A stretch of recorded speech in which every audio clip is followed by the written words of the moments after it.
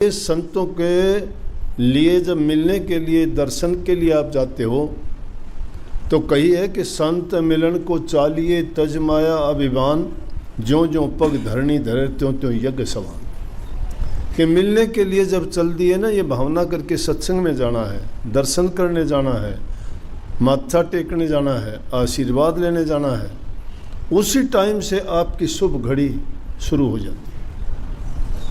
और एक एक कदम जो रखते हो वो एक एक यज्ञ के समान है। और सत्संग में अगर जाते हो तो तुम्हें कोटि यज्ञों का फल मिलता है। जो बात सत्संग में जाके तुम 5 मिनट में, 10 मिनट में, 15 मिनट, आध घंटे में संग करके जो शिक्षा ग्रहण कर लेते हो, वो तुम्हें महीनों तक ग्रंथ पढ़ने से भी ज्ञान नहीं मिलता।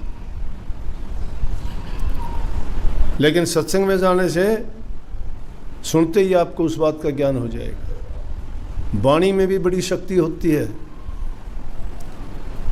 लेकिन जिनका चाव नहीं होता, जिनके दिल में उमंग नहीं है, जिनको लगन नहीं लगी है सच्ची, उन लोगों के लिए चीज़ मायने नहीं रखती। और जिनको लगन लग जाती है वो ये नहीं देखते मुझे तकलीफ़ है, वो ये नहीं देखते मेरी उम्र बड़ी है, वो ये नहीं देखते मैं अनपढ़ पढ़ा लिखा नहीं हूँ, वो ये नहीं कह सकते मेरे पास समय नहीं है।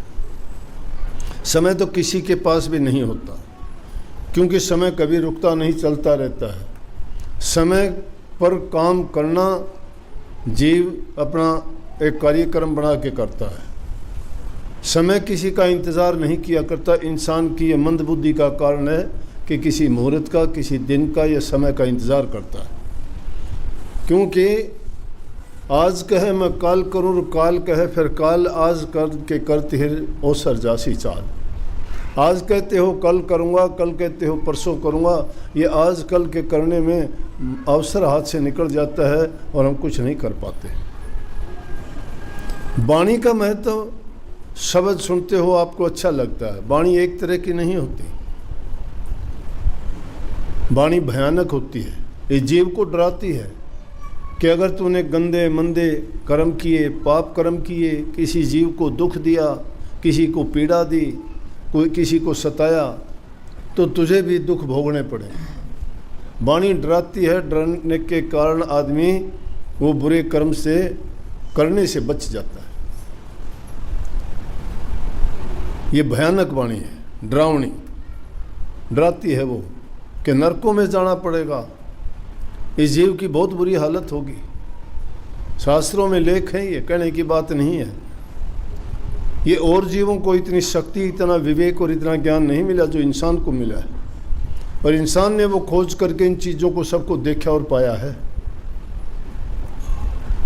इसीलिए संतों ने, महापुरुषों ने यहाँ के संसार के जीवों को ये चीज़ें बताई और समझाई हैं कि भाई खोटे और मंदे कर्म करने से बचा करो। रोचक वाणी होती है, रुचि बढ़ती है जिससे सुन के, प्यार की उमंग पैदा करती है, दिल में तड़प पैदा करती है, बिरह पैदा करती है वाणी। जब कभी विचलित होते हो, तुम्हें कोई दुख पीड़ा होती है, मन में परेशानियां होती हैं, सबको होती हैं। घर गृहस्थी में, संसार में आए हैं ये जीव, किसी को किसी तरह की, किसी को किसी तरह की कोई ना कोई परेशानी रहती है। तो ऐसे वक्त में इंसान कई बार तो ऐसा हताश, निराश और उदास हो जाता है कि वो अपनी बातें किसी के सामने कह नहीं सकता। लेकिन जब कोई साथी सहारा नहीं होता, किसी के सामने दिल की पीड़ा बता नहीं सकता, तो इंसान को ऐसा रोग लग जाता है कि बिना रोग के भी वो छिन छिन करके मरना शुरू हो जाता है। उस समय में अगर उसको गुरु की वाणी याद आ जाए कोई, वो वाणी उसको ढाढ़स बंधवाती है, उसके विचारों को शक्ति देती है। वाणी यूं ही नहीं है, किसी वाणी को सुनने कितना प्रेम हो जाता है, किसी को सुनने से कितना बैराग हो जाता है। मीराबाई को बैराग हो गया, कितने अच्छे प्रेम से गाती है, आंखें बंद है, सूरत जो है उसको अपने इष्ट की है, ख्याल उसका है, दुनियादारी का कोई होश ही नहीं है, और गाती है हेरी मैं तो प्रेम दीवानी, मेरा दर्द न जाने को। कहती है मेरा दर्द कोई नहीं जानता, क्यों? मुझे जो दर्द है, मुझे जो बिरह है, मुझे प्यार की बिरह है। तो वो तो ऐसी बिरह है कि वो प्रकट करके बता सकती है, कह सकती है। कई बार उससे भी ऐसी बातें होती हैं कि इंसान को जो कोई हथियार से घाव नहीं लगता, वो वाणी का घाव लग जाता है। लेकिन उस समय में संतों का वचन काम आता है। जब तुम अपने मन की किताब को खोल के पुराने पन्नों को उथल के देखोगे, जिनमें तुमने सत्संग वाणी सुनी होगी, और वो उनमें से जब बात निकल के आएगी तो तुम्हें एकदम होगा कि जब उसके साथ ऐसा हुआ था तो तेरे साथ ऐसा होना क्या बात है, कोई बात। वक्त गुजर जाएगा, ये भी चला जाएगा, ठीक हो जाएगा। वक्त सबके साथ बीतता है। उस वक्त में वाणी आदमी का साथी बनके, सहायक बनके उसकी मदद करता है।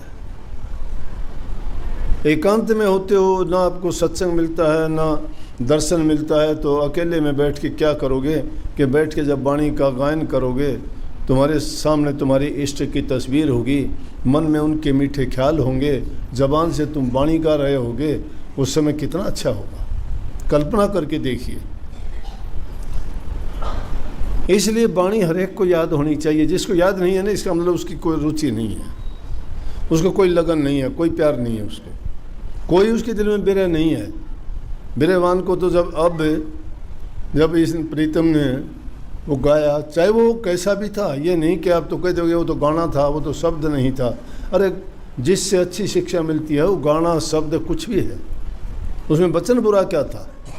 कितनी अच्छी बात उसमें कही गई थी, जो बातें तुम्हें सुधार देती है, चाहे वो किसी से भी मिले।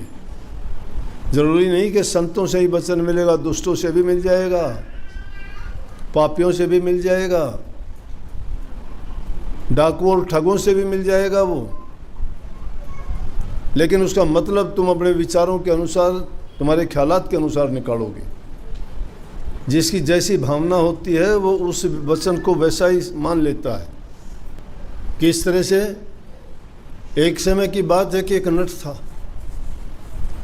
खेल दिखाता था। पुराने ज़मानों की बात थी, कहीं भी उसका काफ़ी दिन तक कोई कुछ मिला नहीं, गुजारा नहीं चला बेचारे का। उसने सोचा कहाँ जाऊँ, किसके पास जाऊँ? राजा के पास चला गया। पुराने ज़माने में राजा के दरबार में चारण, भाट, मिरासी, ये अपनी कला, गाना बजाना, उनकी राजा की मान बढ़ाई के लिए उसके गीत गाते थे। पृथ्वीराज चौहान का चंद्रवरदाई बहुत बड़ा भाट था गाने वाला, पूरा जीवन गाया उन्होंने। क्यों? वो गाते थे, राजा इनाम देते थे, उनका गुजारा चलता था, परिवार चलता था, उनका रोजगार था ये। तो एक भाट को काफ़ी समय से कुछ भी मिला नहीं, नट कलाबाजी दिखाता था। उसने सोचा कहीं से भी कुछ नहीं मिलता है, गरीब लोग हैं, ये अपना गुजारा मुश्किल चलाते, तुझे क्या देंगे? खेल दिखाता, कोई कुछ नहीं देता, खेल दिखा के चल देता सामान बांध के। समय आया, उसने सोचा कि राजा के पास चलूं। राजा के पास जाके सीधा नहीं जा सकता, एक मंत्री से बोला कि राजा से कहो मेरा खेल देख ले। अब गरीब आदमी से बड़े आदमी कहाँ मिलते हैं? मंत्री के थ्रू मंत्री ने जाके कहा कि इस तरह से एक नट आया है, वो खेल दिखाना चाहता है। बोले हाँ देखेंगे, कह दो, बैठ जा। 2-4 दिन हो गए, राजा को याद ही नहीं, वो बेचारा बैठा रहा। सुखदेव मुनि को भी राजा जनक ने 10 दिन तक बैठाए रखा था। उन्होंने जानबूझ के बिठाया था। वो गए थे ज्ञान लेने के लिए, नाम लेने के लिए, गुरु बनाने के लिए। उनको भी बैठा के नहीं, उनका संयम देखना चाहा कि ये जिज्ञासु है कि नहीं है, नाम का अधिकारी है या नहीं है। ये भी परीक्षा होती है। कई बार लोग आके कहते कि दर्शन करने थे, मिलना था। बोला कि बैठ जा भाई थोड़ी देर। बोला नहीं मेरे को जल्दी है तो जा। तो इसका मतलब दर्शन करने का, जिनको दर्शन करने होते हैं और उनको कह दे कि आपको 2 घंटे इंतज़ार, कोई नहीं 2 घंटे इंतज़ार कर लेंगे, दर्शन तो हो जाएंगे ना, क्योंकि वो उस काम के लिए आया है। और गुजारा भी किया था, बैठ गया बेचारा, 2-3 दिन बैठा रहा। राजा को याद आया, यार वो भाई बिठाया था, गया कि है? कहने लगे जी बैठा है बेचारा। क्यों? मंत्री की भी दोबारा हिम्मत नहीं। मेरे अंकुश राजा होते थे, मंत्रियों को भी वो कह देते थे, लेकिन मंत्री उनको कहते थे जो मंत्रणा देते हैं। आजकल के मंत्री नहीं थे कि उनको विभाग दे दिया उसमें तू काम कर, नहीं। मंत्री का मतलब मंत्रणा देना, मंत्रणा का मतलब सलाह देना।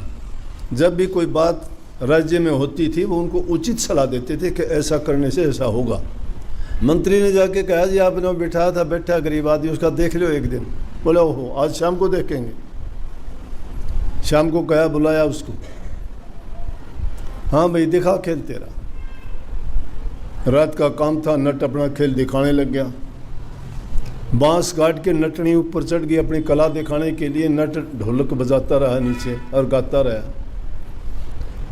वो कला दिखाते दिखाते, ढोलक बजाते बजाते आधी रात से भी ढल गई। किसी ने कुछ नहीं दिया, खेल देखते रहे। अब ये तो बेचारे नज़र होती है कि कोई कुछ दे, चारों तरफ देखते रहे, किसी ने कुछ नहीं दिया। आखिर उन्होंने गाना गाया, तो उस गाने को सुन के उनको ऐसी बेरे हुई। और वो गाना था, बोला घनी गई थोड़ी रही वाह भी बीती जा। वो कही नट ने, क्योंकि कुछ भी नहीं मिला तो थाप जो है डी टेढ़ी लगने लगी ढोलकी के कि मैं कमाई तो हो तो सही मारे। ये किसी ने नहीं बोला है, कोई दान पुण्य कुछ दिया, कोई बेचारे की थाप उल्टी टेढ़ी लगने लगी। नटनी ऊपर तकने लगी, बोली घनी गई थोड़ी रही वो भी बीती जा। नटनी कहे नट से ताल में भंग ना पा कि घनी रात जाली से थोड़ी सी बच रही है, क्यों खाम हाँ बजा ढंग से बजा, नहीं तो मेरे बाबी को नहीं नाचा जाएगा। यह बात सुननी थी। एक महात्मा बैठा था, एक कामड़ी ले रहा था, खड़े आया वो तो किम था कोई महात्मा के था उस बात। वो कमर था, जाके ना कमर पकड़ा दिया उसने, बोला ये ले। देखा कमर तो आया, काम आ जाएगा सर्दी में उड़ने के। थोड़ी देर के बाद में मंत्री की लड़की थी, उसने जाके ने अपने गले के हार वो तार के पकड़ा दिए। मंत्री ने भी देखा, राजा ने भी देखा। ऐसी क्या बात होगी भाई, इनके क्या ज्ञान पड़ गया कि सब की मिल लुटाने लग गई है। वो हार थोड़ी देर के बाद में देखा उसका खुद का लड़का भी उठा, जो मोतियों के हार उसके गले में थे वो काट के जाके उसको दे दिए। जब दे दिए राजा बड़ा हैरान हो गया। राजा ने तो देना लेना था कि भाई मैं तो सवेरे दूंगा भी था, एक टाइम इसने कुछ इतनी मेहनत करी है। उसका खेल ख़त्म हुआ। खेल ख़त्म होने के बाद में बोला भाई महात्मा जी रुकिए, ऐसी कौन सी बात थी कि तेरे पास एक कामड़ी थी, सर्दी का टेम तू जा डमरर, वो कंबल भी तूने इनको दान कर दिया। बोला जी अगर मेरे पास और कुछ होता तो वो भी सब कुछ मैं दे देता। बोला ऐसी क्या बात कि इनने जो बात कही मेरे कलेजे में लगी कि घनी गई थोड़ी रही वो भी बीती जा। बोला मेरी उम्र 50 साल की होगी, जोग लिया था, बाणा लिया था, घर गृहस्थी त्यागी थी, बच्चे त्यागे थे, परमात्मा की भक्ति करने को निकला था, लेकिन अकल बह की किसी और से मेरी बात होगी। आज रात को हमने जाना था, भाग के नहीं यहाँ से दूसरी जगह जाना था।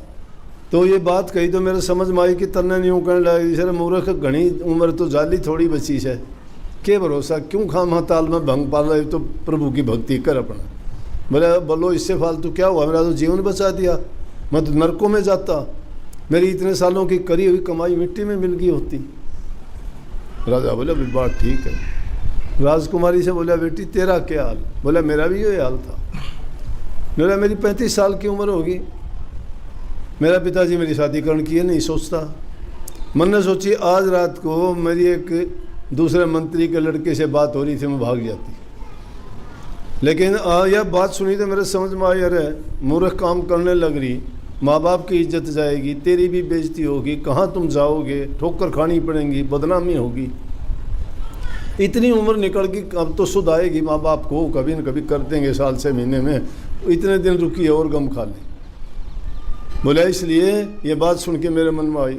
फिर बोले बेटा तू और बता, तूने सारी माला काट काट पकड़ा दी, ये ऐसे अच्छे अवसरों पे इतनी कीमती माला तेरे को दी गई थी, क्यों दिया आपने? बोले पिताजी आप बूढ़े हो गए, मैं जवान हुए काफ़ी साल हो गए, मेरी उम्र 45 साल की होगी। मैं इंतज़ार करूं कि उन्हें कद गद्दी पे बिठा होगा, कद उन राजा बना होगा। तू गद्दी के चिपटिया बैठा छोड़ता नहीं, मेरी उम्र ढलने लग रही क्या आज आपको मैं मारता और गद्दी पर मैं बैठता। तो उस ये बात जब सुनी घनी कही थोड़ी रही वो भी बीती जा। तो ये बात सुनी मेरे मन में आया, रे मूर्ख क्यों खाम हाँ ब्रह्म हत्या का दोष लगेगा, पिता की मृत्यु का दोष लगेगा, नरकों में जाना पड़ेगा, कष्ट भोगने पड़ेंगे, हत्यारा बनेगा, दुनिया थू थू करेगी, बदनामी होगी, किसका राजा बनेगा तू। नफरत होगी लोगों को। जब इसने ये बात कही घनी गई कि चलो और साल 2 साल कर लेगा, नंबर 13 ऐसे और कोई तो सही कोई तो अकेला है, गद्दी तन्ने मिलनी है। पिताजी से और कुछ होता तो मैं सब कुछ दे देता। ने बोला बेटा बात सही है। बोला जाओ वजीर ने तो बोला छोरी की शादी कर दे, और बोला तू आजा भाई गद्दी बाज बिठाऊंगा तेने तिलक करके ने राज तेरा। और महात्मा का मंदिर बनवा दिया। बोला महात्मा जी परमात्मा की भक्ति किया कर, सामान उसका पुछवा दिया। तो इसलिए वाणी इंसान के दिल में जो जिज्ञासु लोग होते हैं ना, वो अपने मतलब के अनुसार उसका अर्थ निकाल लेते हैं। मूर्ख आदमी नहीं समझ सकते, और संतों की बात तो बड़ी ऊंची होती है। और कबीर साहब ने तो ये कही है, उल्टे सीधे वचन का और शिष्य नहीं माने दुख, कहें कबीर संसार में वो कहिए गुरमुख। गुरमुख जो गुरु की बात को सन्मुख रख के बात करता है। गुरु जो तुम्हें बात कहता है तुम्हारे हित के लिए, तुम्हारे कल्याण के लिए, तुम्हारे जीवन को सुधारने और बढ़ाने के लिए कहते हैं। उनका कोई स्वार्थ नहीं होता। अगर वो कड़ी बात भी कहते हैं तो सोच लेना चाहिए कि मेरे कर्म कटते हैं। अगर प्यार से कहते हैं तो बहुत अच्छी बात है, उसको मान लेना चाहिए। अगर वो तुम्हें किसी शिक्षा और उपदेश के रूप में कहते हैं तो उसको अपने हृदय में रख लेना चाहिए। उनकी बात का बहुत गहरा मतलब होता है। लेकिन मूर्ख आदमी जो यहाँ तक उनकी बुद्धि अपने आप को ज़्यादा ज्ञानी मानते हैं, उनको गुरु का वचन कोई अच्छा नहीं लगता। वो दुनियादारों की बातों पर ज़्यादा विश्वास करते, गुरु की बात पर नहीं करते। गुरु की बात को मिथ्या मानते हैं, अपनी बात को दुनियादारों की लोगों की बात को सत्य मानते हैं। लेकिन गुरु का वचन हर काल में सत्य होता है। दिखाई देने में कभी कड़वा बुरा लगता होगा, लेकिन उसका अंत बहुत अच्छा होता है, परिणाम उसका हमेशा अच्छा होता है। कि नर चेत गुमानी, एक ही लाइन की व्याख्या करें तो भी बहुत है। कबीर साहब विद्वानों के विद्वान थे, दार्शनिकों के दार्शनिक थे, संतों में परम संत थे, इसीलिए उनको कुल मालिक का अवतार कहा जाता है। वाणी की उनकी व्याख्या करना कोई बच्चों का खेल नहीं, लेकिन जो भी उनने बात कही इतनी मार्मिक और इतनी गहरी बात है कि उसके अर्थ भी समझ लिए जाए तो भी हमारा जीवन बन सकता है। उसने कहा कि नरचेत गुमानी माया ना संग चले। इंसान को तो गुमानी बता दिया। इंसान अगर सही रास्ते से भटकता है तो क्यों भटकता है, उसका मुख्य रोग बता दिया, अभिमान, गरूर, अहंकार, गुमान। ये पर्यायवाची हैं, एक ही चीज़ के नाम हैं। वो गुमान, अभिमान या जो उसको अहंकार, ये सब चीज़ें हैं क्या, एक चीज़ से संबंधित नहीं है। किसी को ऊंचे कुल का अहंकार है, किसी को धन का अहंकार है, किसी को बल का अहंकार है, किसी को जाति का अहंकार है, किसी को अपने पद प्रतिष्ठा का अभिमान है। तो ये तो उन सब के लिए कॉमन बात कह दी कि तुम अभिमानी हो। उसमें ज़रूरी नहीं कि धनवान ही हो, गरीब से गरीब आदमी भी अभिमानी है। क्यों मैं किसी की बात सुनूं, बुद्धि का अभिमान है, मेरे से ज़्यादा कौन जानता है, अभिमान है, गुमानी है वो भी, ये ना सोचना। लेकिन सबसे बड़े मूर्ख उनको मान लिया कि अभिमान में पड़ के तुम जिस चीज़ को बड़ा मानते हो, दुनिया में निश्चित रूप से क्या चीज़ बड़ी है, माया। और माया की परिभाषा ये परिभाषा नहीं है जो हम मानते हैं। लेकिन यहाँ कबीर साहब ने उसी माया की तरफ इशारा किया है। ये माया क्या है, माया का अगर सही मायने में अर्थ लेते हो तो किसी चीज़ में किसी चीज़ का होना ही माया है। इंसान में इंसानियत, उसका बल, पौरुष, बुद्धि, ज्ञान, सब चीज़ का होना माया है। 4 पैसे पास होना भी माया है, बल ताकत होना वो भी माया है, जो काम अपने आप में जो काम करते हो होते हैं वो भी माया है, जो रचना का खेल है ये भी सब माया है। और ऊंची माया जो दुनियादारों ने कहा उन पैसों को माया कहते हैं। माया ये बात नहीं है कि माया कुछ भी नहीं है, माया के बिना काम नहीं चलता है, लेकिन वो यहीं रहेगी।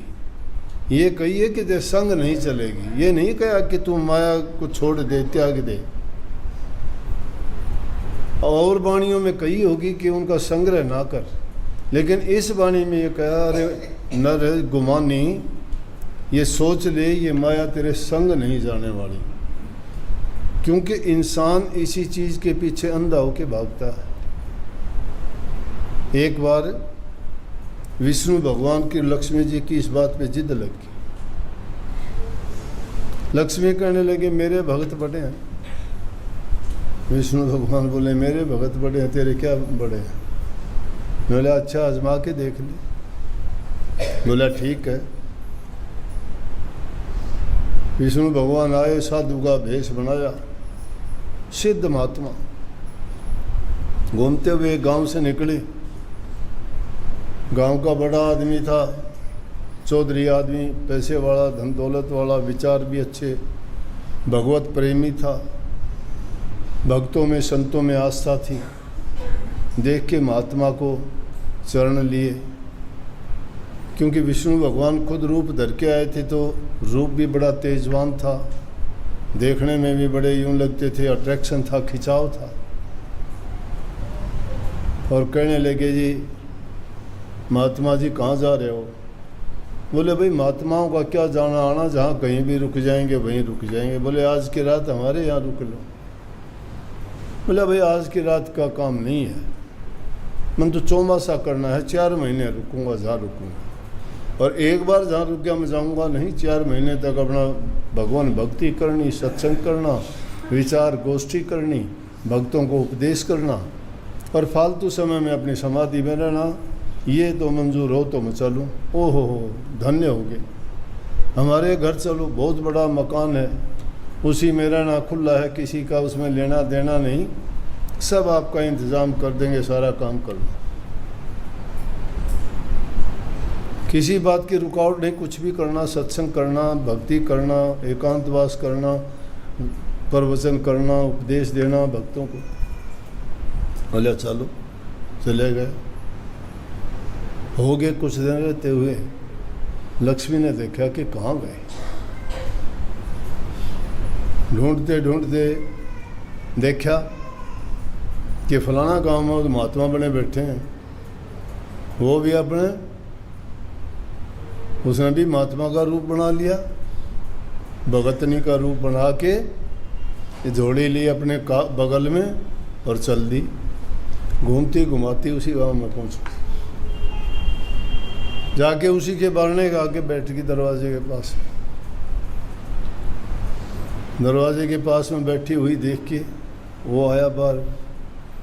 बोला भगतनी यहाँ कैसे? भाई चलते मुसाफिर हैं, रुक गए यहाँ 2 मिनट के लिए, प्यास लगी है, पानी मिलेगा? बोले हाँ लेके आता हूँ पानी, बैठो। वो भी बड़ी रूपवान, एक तो स्त्री जाति, भगतनी का रूप, दिव्य शक्ति देख के वो भी हैरान हो गया कि महात्मा तो थे, होते कम ये भी नहीं है। उसको क्या पता विष्णु भगवान की पत्नी है लक्ष्मी जी। पानी लेके आए, बोला ये लो। बोला रुक रुक, ऐसे नहीं लेती मैं पानी। तो बोला मैं अपने बर्तन में पानी पीती। थैले में जैसे चांदी का गिलास निकाला, पानी पिया और पानी पी के गिलास छोड़ दिया।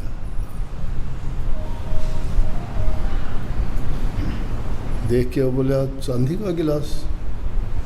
अब माया का लोभ ये होगा उसको, तो वैसे नजर जहाँ होगी वहाँ होगी। बोले एक गिलास, बोले मैं एक बार से ज़्यादा दोबारा यूज़ नहीं करती, किसी पदार्थ को फेंक दूँगी, खा लेगा कोई जिसको ज़रूरत है। बोला मुझे दे दे, कोई भी ले ले, मुझे क्या करना है। बोले तो आज तो रुकोगे आप, खाना भोजन बताओ। भोजन तो भूख लगेगी, खाएंगे। बोला भोजन तैयार है। भोजन जीवने के लिए गई, वो एक काम, वो भोजन लेके आए। बोले ना ना ना ना, मैं अपने बर्तनों में लेती हूँ। थैले में से थाली निकाली, कटोरी निकाली, गिलास निकाली, चांदी की चमचमाट कर। सेठ ने सोचा भाई ये तो मौज होगी। परमात्मा ने बड़ी कृपा करी कि देखो,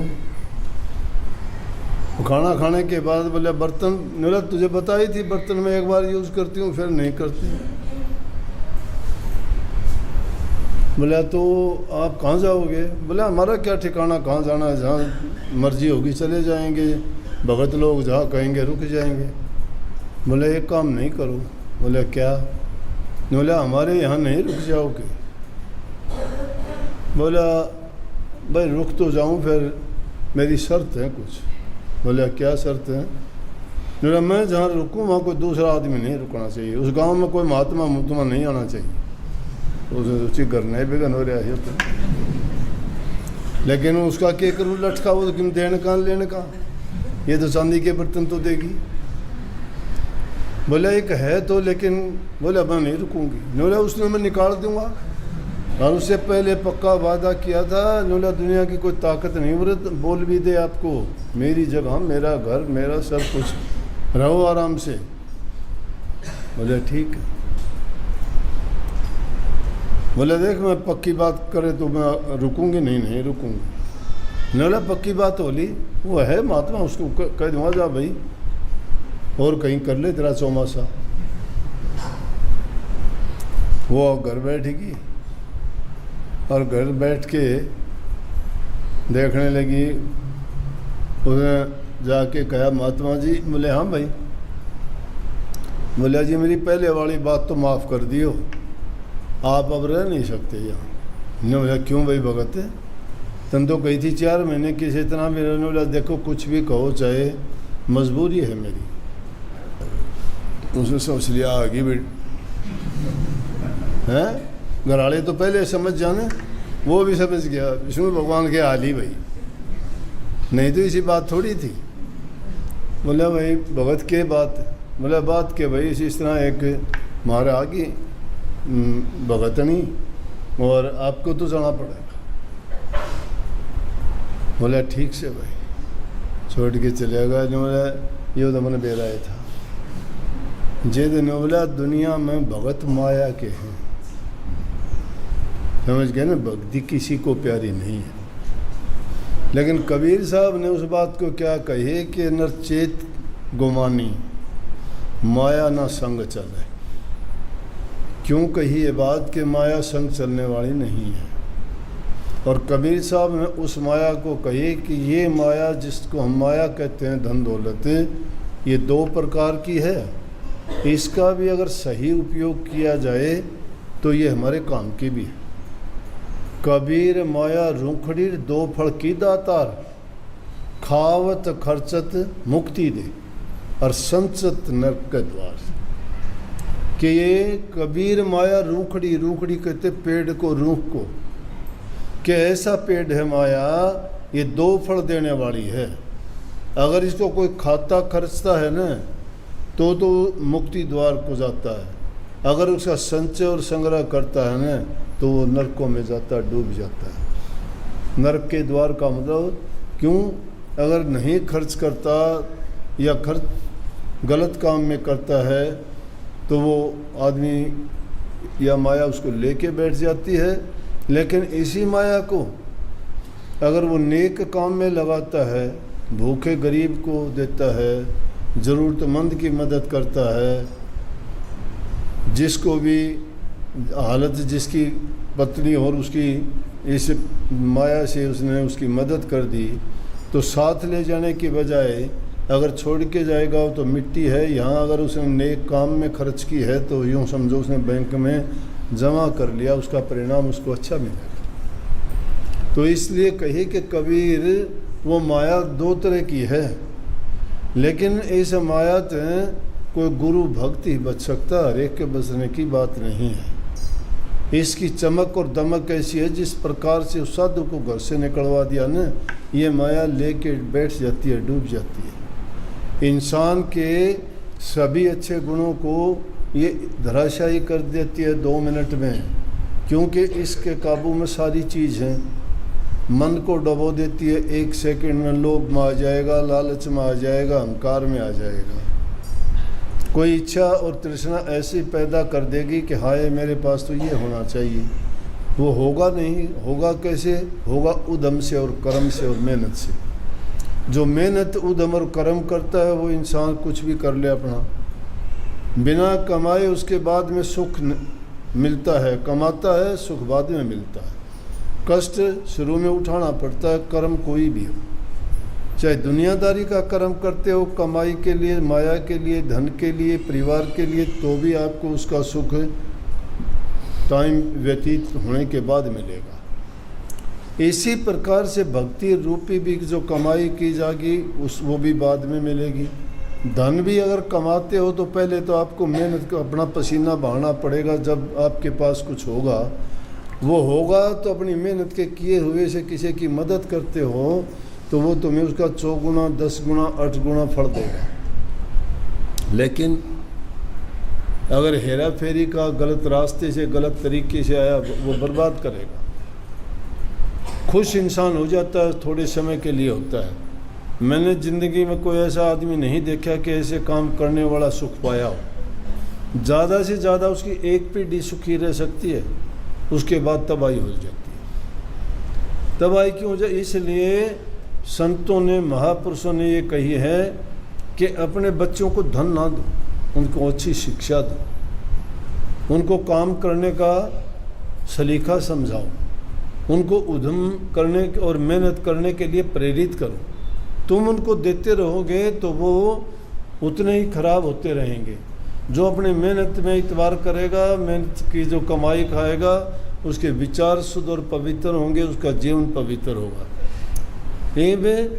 वो जो कहता है कि माया ना संग चले, अगर तुम्हारे पास है भी तो क्या करोगे कि जवानी है वो तो तुम्हारी यारी दोस्ती, मिलन, प्रेम और दूसरे चीज़ों में बर्बाद कर दोगे, भोग विलासों में पड़ जाओगे।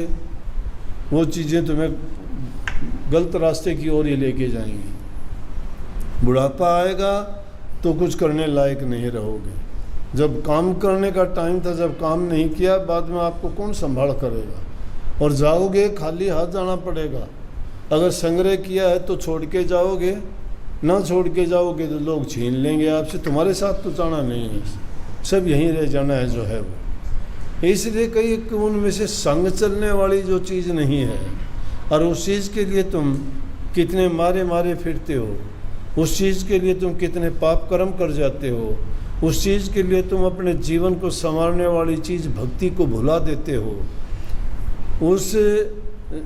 इस मिट्टी को हासिल करने के लिए चोर बनते हो, झूठे बनते हो, ठगी करते हो, हर प्रकार के पाप कर्म कर जाते हो, इसी के पर्दे के पीछे करते हो। अगर ये चीज़ इंसान के दिमाग में नहीं होती तो इंसान इन सारी चीज़ों से बरी था। इसीलिए खेल माया का और काल का रचित बता दिया। काल अपना काम करता है, माया जो है जाल रचती है। जब जाल रचती है, काल लगाता है, उसमें फंसा लेता है जीव को, तो जीव निकल नहीं पाता। इसलिए संतों के दरबार में जब सत्संग प्रचार होता है और जीवों को उपदेश किया जाता है तो काल खड़ा देखता है इस बात को कि कितने जीव निकलने वाले हैं। उसको बड़ा, क्योंकि उसका राज उखड़ता है, उसके राज, उसको बड़ा नुकसान होता है। जिस प्रकार से आप लोग संसारी थे, नाम नहीं लिया था आपने, तब तक सारे ऐबों में पड़े हुए थे, लेकिन नाम ले लिया तो बाहर आ गए उस दायरे से आप। काल का पिंजरा है, वो जेल है, और उस जेल से निकलने का वीज़ा कहो, पासपोर्ट कहो, टिकट कहो, वो नाम है। जिस भी जन को, जिस भी इंसान को पूरे गुरु से दीक्षा मिल गई, पूरे गुरु की दीक्षा का मतलब शब्द की दीक्षा, लक्ष्य भेद कहते हैं उसको।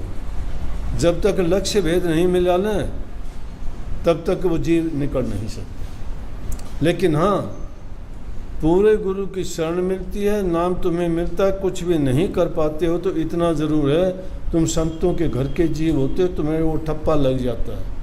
वो ठप्पा लगने के बाद वो जीव काल में नहीं जाता, ये हो जाता है ये जन्म नहीं तो अगला जन्म इंसान का मिलेगा। संतों का चेताया जीव जन्म चाहे उसको कितने भी क्यों ना लेने पड़ जाएं, लेकिन एक दिन मुक्ति होके रहेगी। ऐसा समय आएगा उसके लिए। लेकिन बेहतर तो यही होता है कि जब तुम्हारी ये जन्म मरण की बीमारी को कटवाने वाला हाजिर नाजिर होके तुम्हारे अंग संग सामने बैठ के तुम्हें वो सही वास्तविक निज घर का भेद दे के और रोज़ाना चेताने का काम करता है, तो अभी क्यों न चेतो। जो आज नहीं चेतता वो कल के बारे में क्या पता, कल क्या लाएगा, क्या होगा, क्या नहीं होगा। जो अब नहीं चेत पाए तो आगे के लिए कोई गारंटी नहीं है, उस आगे के भविष्य की ना सोचा करो। सोचो तो वर्तमान काल की, ये काल है, ये काल समय को भी कहते हैं। जो समय के अनुसार कदम नहीं रखता, उसके साथ मिल के नहीं चलता, वो आदमी पिछड़ जाता है, काल आगे निकल जाता है। वो समय आज की तारीख है 30, ये 30 सितंबर फिर तो आनी नहीं है 2023 की, ये नहीं आएगी कभी भी। दुनिया उथल पुथल हो जाओ, कितने युग बदल जाना, ये नहीं आएगी। वो काल चलता रहेगा। काल किसी का इंतज़ार नहीं करता, इंसान इंतज़ार किया करता है शुभ घड़ी का, शुभ मुहूर्त का, शुभ दिन का। शुभ घड़ी, शुभ दिन, शुभ मुहूर्त वही होता है जिस दिन तुम शुभ काम शुरू कर दो। ये इंतज़ार मत किया करो हर घड़ी शुभ। ये हमारे दिमाग में डाली हुई पुरानी भूल है कि शनिवार को ये नहीं करना, मंगलवार को ये नहीं करना, बुधवार को ये नहीं करना, पूर्णवासी को ये नहीं करना, 11 को ये नहीं करना, ये उस दिन ये नहीं खाना, उस दिन वो नहीं पीना। सारी की सारी चीज़ें अगर सही इस्तेमाल सही समय पे की जाए, कोई चीज़ दुखदाई नहीं है। अगर ज़रूरत से ज़्यादा कोई भी काम करते हो दुखदाई हो जाएगा। अच्छे से अच्छा कितना भी स्वादिष्ट भोजन हो, ज़्यादा खाओगे दुख पाओगे। कोई अच्छी से अच्छी चीज़ पीने की हुई, ज़्यादा पियोगे ज़्यादा दुख पाओगे। ज़्यादा शराब पीने वाला ज़्यादा शराब पी के मर जाता है। ज़्यादा खाने पीने वाला अपने शरीर में अनाप शनाप चीज़ें डाल के रोग पैदा कर लेता है। ज़्यादा बोलने वाले आदमी को कोई ना कोई ज़बान में गड़बड़ हो जाती है कि नहीं हो जाती। तो हर चीज़ को संभाल के रखो। परमात्मा के द्वारा दिया गया ये इंसान का तोहफा, जो स्वयं समझने वाला और स्वयं के लिए करने वाला और स्वयं ही उसको बिगाड़ने सुधारने वाला है।